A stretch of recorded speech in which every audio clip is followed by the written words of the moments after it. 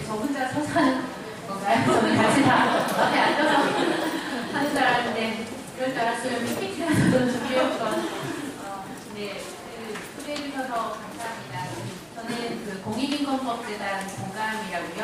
2004년도에 만들어진 공익활동만 전업으로 하자, 변호사 활동을 하자 이런 취지로 만들어진 단체에서 일해 왔고요. 이주 아동과 관련해서는 19대 국회 때, 20대 국회 때 이주아동 권리보장기본법 개정 활동을 여러 이주단체, 청소년, 아동 청소년 단체와 함께 추진을 한 바가 있습니다.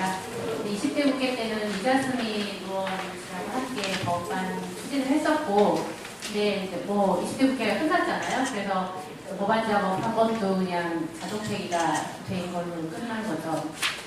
그리고 그 출생신고제도 이주민에 대해서도 출생신고가 가능하게 해야 된다. 이런 관련된 활동을 좀 해왔었습니다. 이런 활동을 바탕으로 해서 현재 그 이주 아동의 인권을 보장할 수 있는 어떤 법적 근거가 있는지, 그리고 그런 한계는 무엇인지 이런 발표를 해달라고 요청을 받았어요. 보통 제가 발표할 때 저희 포인트는 현행 법제도에 너무 한계가 많다, 부족함이 많다 이런 게 사실 주제인 거였는데, 오늘 이 자리에서는 두 마리 토끼를 잡으려고 했어요. 현행 법제도에도 근거 있다, 할 수 있다. 지자체에서 의지만 가지면 얼마든지 그 이주 아동, 이주 배경의 아동 청소년을 위해서 조례 제정도 하고 예산 편성도 해서 일할 수 있는 근거가 충분히 있다. 이런 얘기를 한편으로는 하면서 한편으로는 그럼에도 불구하고 좀 법제도적인 한계도 있다. 이 두 가지 이야기를 하면 굉장히 어렵더라고요. 어쨌든 그래서 이런 방향으로 좀 그 기존에 제가 고민해왔던 자료를 조금 더 보완을 해서 준비를 했습니다. 그래서 이주아동 인권보장의 근거가 무엇이냐라고 했을 때 국제법적 근거와 국내법적 근거를 들 수 있을 텐데요. 국제법적 근거로는 유엔 아동권리협 협약을 가장 중요한 것 같습니다. 유엔 아동권리 협약이 우리나라가 1991년에 기준가입한 협약이고요. 이 협약은 우리나라 헌법에서 보면은 헌법 6조에서 기준가입한 국제협약은 국내법과 동일한 효력을 갖도록 규정하고 있습니다. 따라서 우리나라 정부는 유엔 아동권리협약에서 보장하는 아동의 건강한 발달과 교육 건강 이런 것들을 다 보장할 수 있도록 국내 법과 제도를 정비하고 이행해야 할 의무가 있는 것이죠. 이 협약에서 보시면 가장 중요하게 볼 수 있는 게 비차별금지 원칙 제2조에서 보면 비차별금지 원칙을 선언을 하고 있습니다. 그러니까 아동의 출신 국적이나 인종 이런 거 모든 거 상관없이 이 협약에서 보장하는 권리를 보장해야 하고 정부 당국은 그걸 이행할 의무가 있다는 원칙을 청구하고 있습니다. 그래서 이 비차별금지 원칙에 따라서 이주아동은 출신국, 체류 자격하고 상관없이 유엔 아동권리협약이 보장하는 생존할 권리, 모든 형태의 폭력과 차별로부터 보호받을 권리, 건강하게 교육받고 발달할 권리, 참여할 권리를 보장받는 것입니다. 협약에 가입을 하면 그 정부의 의무사항으로 연례 어떻게 이행하고 있다는 보고서를 위원회에 제출하도록 되어 있습니다. 가장 최근에 제출한 보고서가 이제 3, 4차 보고서인데요. 이에 대해서 유엔 아동권리위원회에서 의미 있는 권고를 한 바 있습니다. 특히 이제 다문화 이주자, 탈부착 출신의 아동에 대해서 차별하는 거에 대해서 우려를 표한다고 표했고요. 그래서 이러한 차별을 설치할 것, 그리고 교육과 관련해서는 불법 이주자 자녀를 포함해서 이주아동이 실질적으로 교육에 접근하고 교육받을 수 있는 권리를 보장해라라는 취지의 권고를 한 바 있습니다. 이러한 국제법적 근거가 있고요. 국내법적 근거도 저희가 찾아볼 수 있습니다. 우선은 아동복지법, 아동의 복지와 관련된 가장 기본법이라고 할 수 있는데요. 아동복지법에 2006년에 차별금지 항목으로 인종이라는 항목이 들어갔습니다. 그래서 모든 아동이 성별, 연령, 종교, 사회적 신분, 재산, 장애물, 출생지역 이건 기존에 있던 거고요. 여기에 더해서 인종과 상관없이 사회화는 안 된다라는 부분이 우리 아동복지법에도 2006년에 들어왔고, 더 사실 중요한 거는 최근에 제1차, 그러니까 정부에서 제1차 아동정책 기본계획을 발표했습니다. 2015 2015년에 이 아동정책 기본계획은 뭐냐면 2011년에 아동복지법을 개정하면서 중앙정부에게 의무를 부과한 거예요. 전체적으로 아동 정책의 기본을 세우고 이거를 중앙정부와 지방정부가 따를 수 있도록 시행계획을 수립하는 그런 의무조항을 2011년에 넣었어요. 그런데 첫 계획이 2015년에 작년에 처음 나온 거예요. 거기에서 보면 그 아동정책 기본계획의 대상을 어떻게 선언하고 있냐면 12페이지 하단에 있는데요. 우리나라에 거주하는 18세 미만의 모든 아동이라고 하고 있고요. 더 나아가서 구체적으로는 정책 과제에 따라서 임산부 및 18세 이상의 청소년도 포함되고 우리나라에 거주하는 외국 아동도 포함된다라고 이렇게 명시를 하고 있습니다. 근데 이 기본계획에서 포괄하는 권리의 범주를 보시면 그 아동의 발달 주기에 따라서 가족, 보육, 교육, 문화, 여가, 체육, 건강, 안전, 복지, 산업 등 그러니까 아동권리, 유엔 아동권리협약에서 이야기하는 모든 그 권리를 포섭을 하고 있는 거예요. 구체적으로 제4장에서는 이주아동에 대해서 내용을 밝히고 있습니다. 이주아동에 대한 교육권, 건강권 보장제도의 내실의 방안을 마련하겠다라는 것이 작년에 그 중앙정부에서 발표한 아동정책 기본계획에서 담고 있는 이주아동에 관한 내용입니다. 따라서 사실은 이 아동정책 기본계획에 따라서 이후에 이 계획이 시행되는 2015년부터 2019년까지 중앙정부와 지방정부는 그 계획을 어떻게 이행할 것인지에 대한 구체적인 계획을 수립하고 이행해야 할 의무가 있는 거죠. 그리고 그것을 점검해야 할 의무가 있는 것입니다. 법무부는 말은 실제로 만나서 이렇게 말하진 않지만 어쨌든 법무부가 발표한 2차 외국인 정책 기본계획에서도 보면 그런 차별 금지의 내용을 선언을 하고 있고요. 다문화가 공존할 수 있는 사회로 만들겠다 이런 목표를 천명을 하고 있습니다. 따라서 전체적으로 정부가 중앙정부랑 그리고 그 아동복지 정책 기본계획에서 해방하는 내용을 보면 이주아동에 대해서 유엔 아동권리협약에 보장하는 기본적인 권리를 보장하는 것을 목표로 삼고 있고 앞으로 해나가겠다 이런 의지를 확인할 수 있습니다. 그러면 구체적으로 권리 목록별로 현재 우리나라 법제도가 어떤지를 좀 살펴보겠습니다. 교육권을 보시면 일단 우리나라 아동 같은 경우에는 의무교육을 다 받도록 되어 있죠. 근데 이 의무교육과 관련된 그 법이 교육기본법입니다. 그 교육기본법이 보면은 만들어진 지가 사실 오래돼서 이 법에 따라서 의무교육을 받을 수 있는 사람이 누구인가라는 식으로 국민이라고 사실 법에 규정을 하고 있어요. 그럼 정말 국민만 의무교육을 받을 수 있는 것이냐 이런 이제 의문이 생기는 거죠. 그런데 그 교육기본법 4조에서는 또 그 인종을 이유로 해서 교육에서 차별을 받아서는 안 된다 이런 차별금지 원칙을 또 선언을 하고 있고요.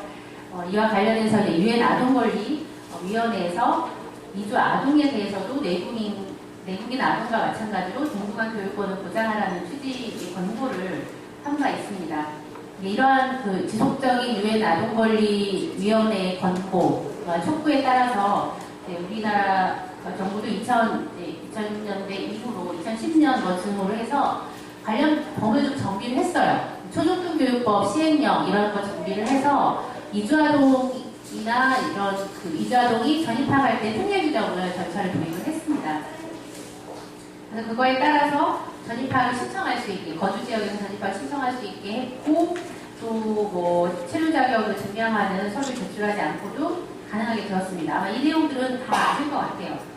그러면 이제 법무부는 어떠냐? 법무부도 명시적으로는 그 미등록 이주아동의 교육을 보장하는 거를 명시적으로 선언하는 거에 대해 굉장히 우려를 많이 해요, 사실은.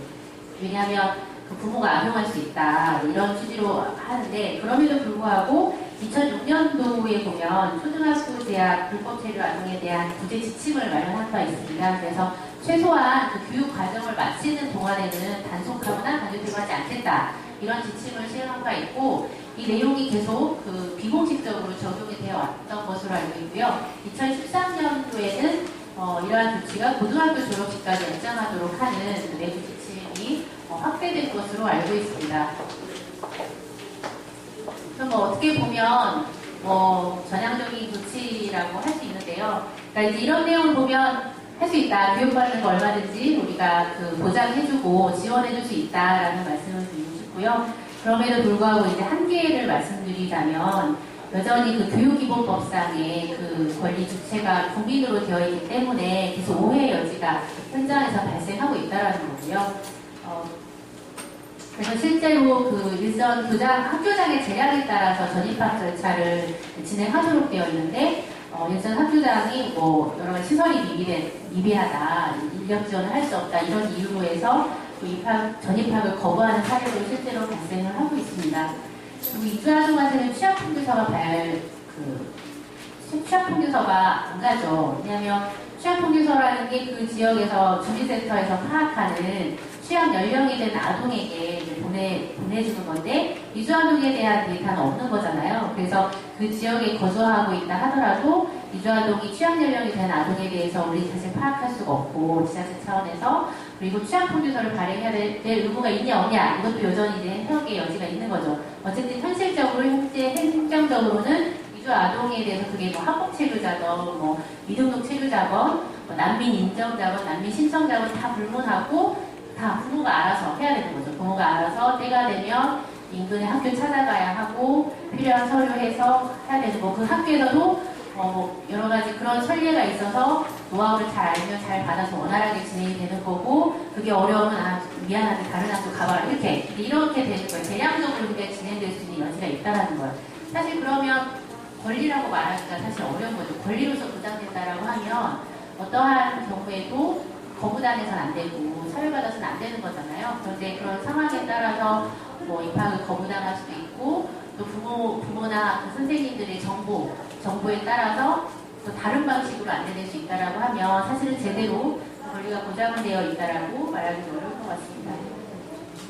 건강권과 관련된 내용을 보시면 일단 그 국민건강보험법상으로 보면 우리나라가 이주민의 경우에도 직장보험이랑 그 지역보험을 가입하게 되어 있어요. 그래서 부모가 의료보험에 가입이 되면 그 자녀는 미성년 자녀는 피부양자로서 혜택을 받을 수 있겠죠. 그런데 문제는 우리나라 그 국민건강보험법 시행령에서 미등록 이주민의 경우에는 그 적용 대상을 제외하도록 되어 있습니다. 그래서 이 미등록 이주 부모가 미등록 이주민의 경우에는 아무리 일을 하고 있어도 건강보험에 가입할 수가 없는 거고 그래서 혜택을 받을 수가 없는 거고 그러면 부모가 그러면 아이로 피부양자로서 보험을 적용을 받지 못하겠죠. 그 다음에 그 필수 예방접종 같은 경우에도 지금 계속 그 무료 예방접종 서비스가 확대되어 왔습니다. 그래서 12세 미만의 영유아 대상으로 한 필수 예방접종이 이제 무료로 진행이 되고 있는데 이게 지침에 따라서 미등록 이주민의 경우에도 지정된 의료기관을 이용하면 무료 접종을 받을 수 있다라고 지침이 또 되어 있어요. 그런데 미등록이 이주아동의 경우에는 아이디가 없는 경우가 많잖아요. 신분을 증명할 수 있는 아이디가 없는 경우가 많아서 이 경우에는 그 관리번호, 그러니까 보건소, 관리번호를 부여할 수 있는 보건소에서만 그런 보도 서비스를 받을 수 있다는 겁니다. 그래서 이제 의미 있는 거는 그런 지침이 있다. 미등록 이주아동도 필수 예방 접종을 무료로 지원받을 수 있다라는 지침은 의미가 있습니다. 그런데 문제는 이게 이제 그 주민등록번호나 외국인 등록번호가 없는 미등록 이주민에 대해서도 그러니까 별도의 그 번호를 발급해서 보건소에서 접종할 수 있다는 게 그 담당 보건소의 정보나 또 부모의 정보에 따라서 모르는 경우가 많다라는 거예요. 그래서 여전히 그 서비스도 제한적이다라는 겁니다. 또 복지부에서 보면 2005년부터 그 외국인 근로자 소외계층 의료 서비스 지원 사업을 해서 미등록 이주민에게 응급상황 시 1회당 500만 원 내외의 응급 의료비를 지원하는 사업을 하고 있는데 의미 있는 건 지침이 있다. 활용할 수 있는 지침은 있는데 그게 굉장히 불안정하다. 예산 편성이나 그런 이제 접근 방법이 굉장히 제한적이라는 점에서 이제 제한이 있다. 이런 한계가 있는 것 같습니다. 그래서 16페이지에서 이제 검토를 한 거는 의료급여법을 봤어요. 그러니까 의료급여법은 보험료를 납부하지 않고 이제 그런 병원비나 치료비를 지원받는 거잖아요. 그래서 예를 들면 우리나라도 기초생활수급 대상자 중에 뭐 치적, 생계비도 뭐 벌지 못하는 이런 경우라든지 의료급여법에서 정한 대상자들은 보험료 내지 않아도 일정 정도 건강에 필요한 의료 서비스를 무상으로 받을 수 있습니다. 여기에 그러면 외국인이 포함될 수 있겠느냐? 예를 들면 부모가 미등록이고 보험도 없고 그 다음에 최대 생계비 미만의 그 이주 노동자다 이러면 아이가 사실 급박하게 치료받을 수 있는 상황이 있을 때 어떻게 할 것이냐? 그런 것 때문에 아이가 치료받지 못하게 할 것이냐? 그러면 기존에 있는 제도 중에 이런 의료 급여 제도를 이용할 수 있지 않겠는가 살펴보았는데요. 현재 외국인에 대해서도 적용되는 사례가 그러니까 조문이 있기는 해요. 예를 들면 난민 인정자이면서 부양 의무자가 없거나 부양받을 수 있는 상황이 안 되거나 최대 생계비 이하의 소득이 있어. 이러면은 외국인 난민이라 하더라도 의료교육 대상자 된다라고 조문이 들어갔습니다. 그리고 결혼유주민의 경우에도 난민 인정자 유사하게 외국인이라 하더라도 결혼유주민이 인정한 요건을 충족을 시키면 의료교육 서비스를 받을 수 있다라고 하고 있습니다. 그러면 이런 그 그러니까 사회권 복지권이기 때문에 전혀 외국인 안 된다 이렇게 얘기할 수 없다라는 거예요. 이미 우리가 일정한 테두리 내에서는 외국인에 대해서도 사회권 복지 서비스를 하고 있다라는 거예요. 문을 열고 있다라는 거예요. 그러면 이러한 그 연장선상에서 이주 아동의 경우에도 보호가 필요한 상황이 발생할 수 있잖아요. 이 경우에는 그런 치료비, 최소한의 치료비, 생존이 가능하게 이런 거에 대해서 지원할 수 있는 법을 좀 명문으로 규정을 하면 아이가 부모 상황 때문에 치료를 못 받거나 이런 거는 좀 최소한 그런 일이 우리나라에서 발생하는 건 막을 수 있지 않을까 싶습니다. 복지권과 관련해서는 일단 이제 아동복지법상의 그 여러 가지 보호아동으로 이제 지자체에서 지원받을 수 있는 보호조치, 아동복지 서비스에 대한 이야기를 하고 싶어서 정리를 한 것입니다. 그래서 아동복지법상에 보면은 지자체장이 보호가 필요한 아동이 발생했을 때 상담조치, 배리위탁, 가정위탁, 아동복지시설의 입소, 입양조치, 치료보호조치, 다양한 보호조치를 할 수 있도록 규정을 하고 있고 이런 것들을 실행하기 위한 또 아동복지 전담기구에 대한 조문이 이제 그 법에 규정을 하고 있습니다. 그러면 과연 이주아동의 경우에도 이러한 그 보호조치 대상이 될 수 있겠는가가 이제 의문인 거죠.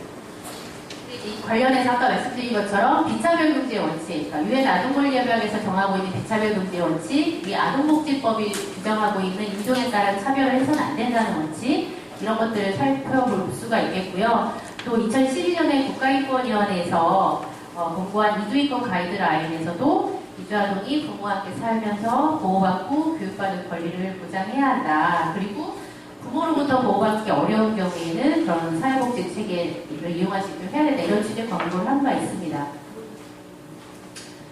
그래서 이제 적극적으로 그러한 취지를 반영해서 아동복지법상의 보호조치 대상에 국적을 불문하고 이주아동도 포섭이 돼야 된다라고 해야 될 텐데 문제가 뭐냐면 예를 들면 보육원이나 이런 거죠. 일시 아동보호시설이라든지 장기 아동양시설이라든지 이런 데서 예를 들면 부모가 다 이주노동자 사이에서 출생한 아이를 부모가 이제 보호를 의뢰했다고 쳐요. 흔히 말하는 보호원에 아이가 왔다고 쳐요. 근데 이 아이가 부모 중에 아무도 한국 사람이 아니에요. 그러면 이 아이를 어떻게 그 시설에서 키워할 것이냐.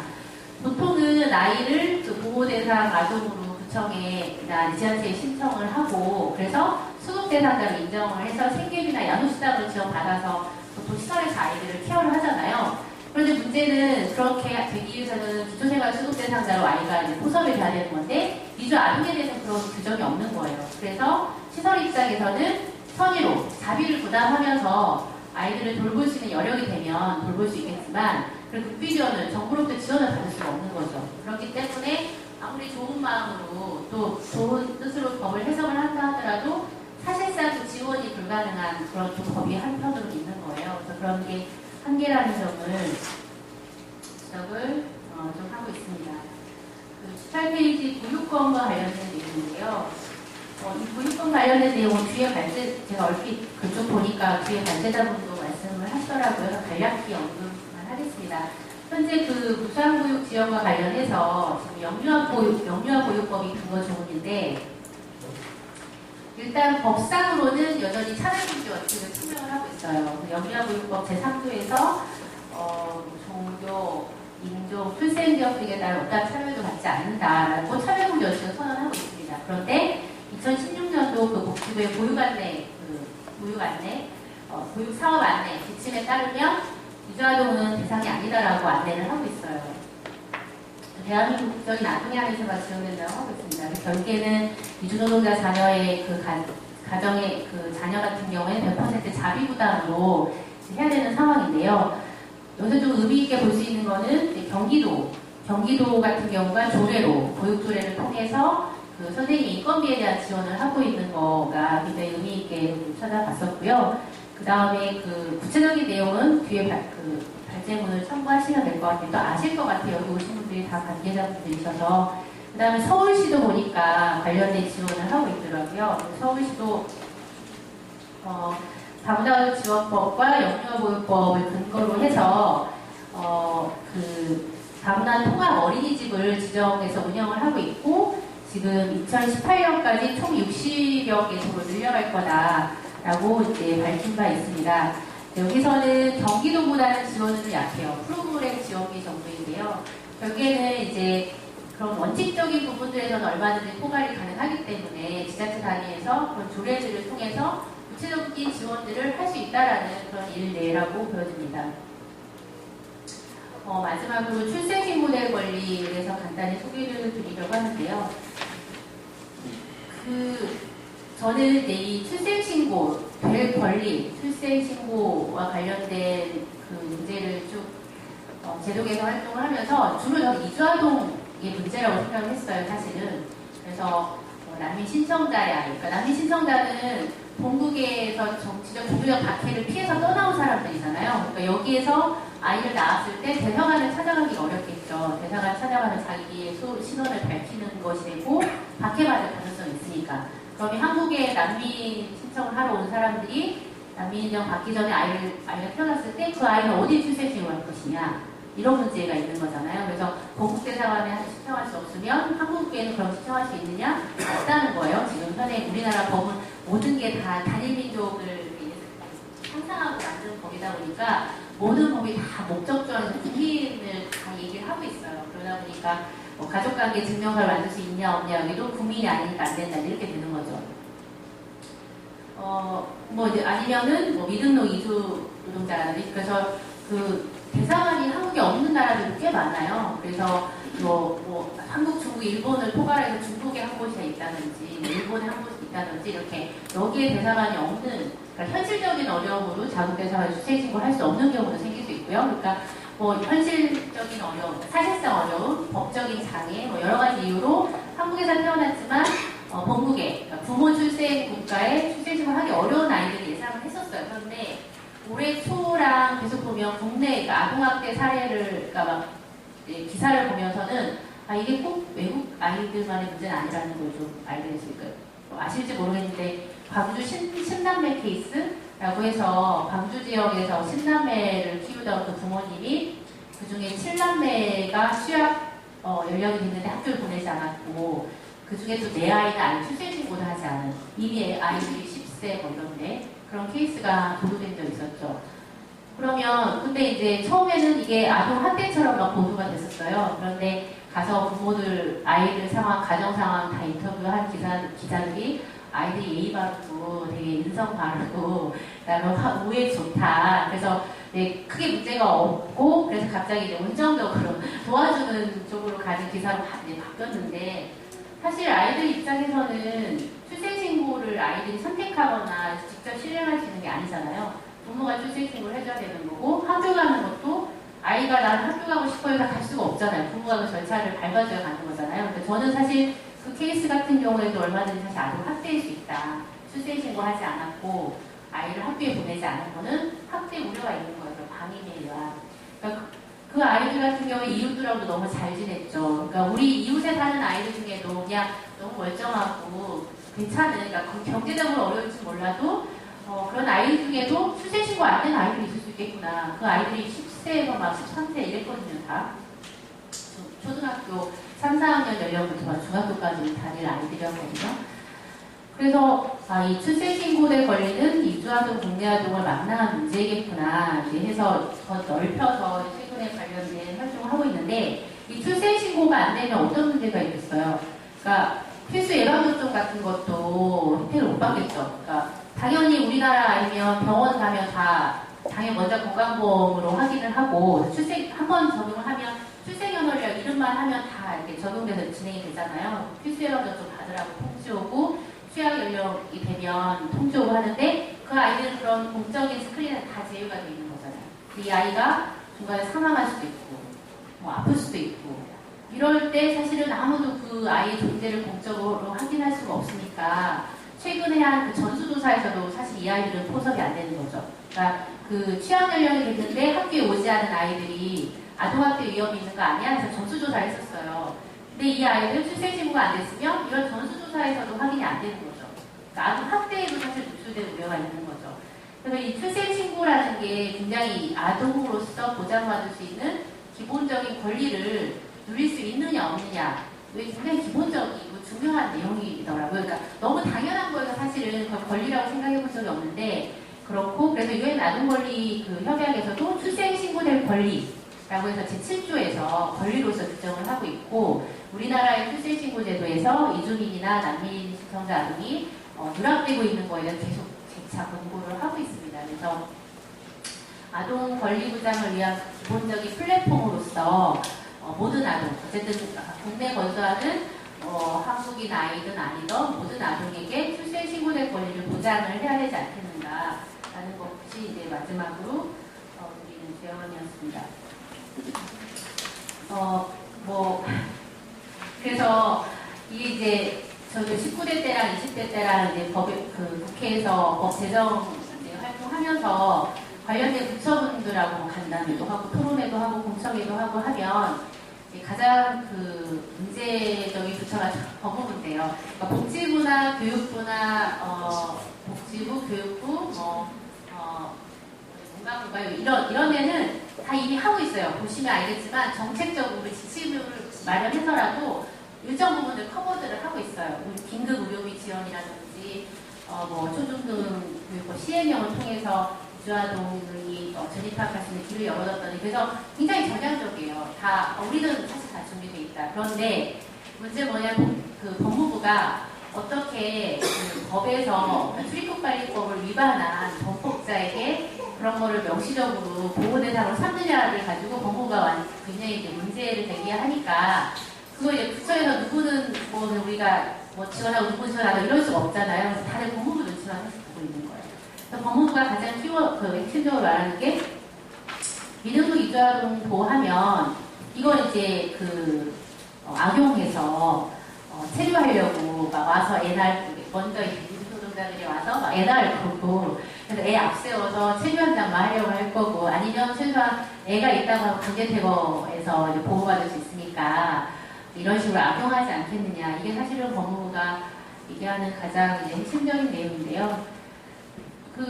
일선에서 만나보시면 아시겠지만 과연 이분들이 가장 핵심적인 요구가 뭐예요? 와서 어떻게든 돈 벌어서 본국의 가족도 부양하고 그러니까 그런 거잖아요. 그러니까 돈을 이제 벌 수 있는 환경을 생각했을 때 아이가 있으면 어떻게 사실은 돈 벌기도 쉽지 않고 돌보기도 어렵고 사실은 악용 가능성이라는 것도 다른 방식으로 얼마든지 제도적인 보완이 가능할 수 있는데 굉장히 악플러들의 주장만을 그대로 수용해서 법무부가 말하는 게 굉장히 안타깝고 근데 그게 제가 맨 서두에 마무리하라는 수준을 하신 것 같은데 맨 서두에 이제 밝힌 것처럼 그러면은 뭘 원칙으로 할 것이냐 그러니까 정말 구더기가 무서워서 장을 우리가 그럼 담그지 말 것이냐 된장고추 담그지 말 것이냐 그렇지 않잖아요. 아동을 일단 보호하는 게 원칙이라고 하면 보호하면서 수반하는 부작용들을 보완하기 위한 조치들은 또 계속 마련해 나가면 되는 거라고 생각을 합니다. 그런데 뭐가 원칙이냐 사실 이거에 대한 사회적 합의 또 필요한 것 같고 법무부도 이제 그런 부분들을 고려해야 되지 않을까 그런 생각이 듭니다. 어쨌든 그래서 지자체 차원에서 할 수 있는 일이 얼마든지 많다. 일선에서 지원해 주시는데도 별 문제 없다. 이런 것들 잘 활용해서 수원시 차원에서 이주아동을 위한 전향적인 조치들 구체적인 지원 사례들을, 모범 사례를 만들어서 전국에 많이 확산해 주셨으면 하는 바람입니다. 감사합니다.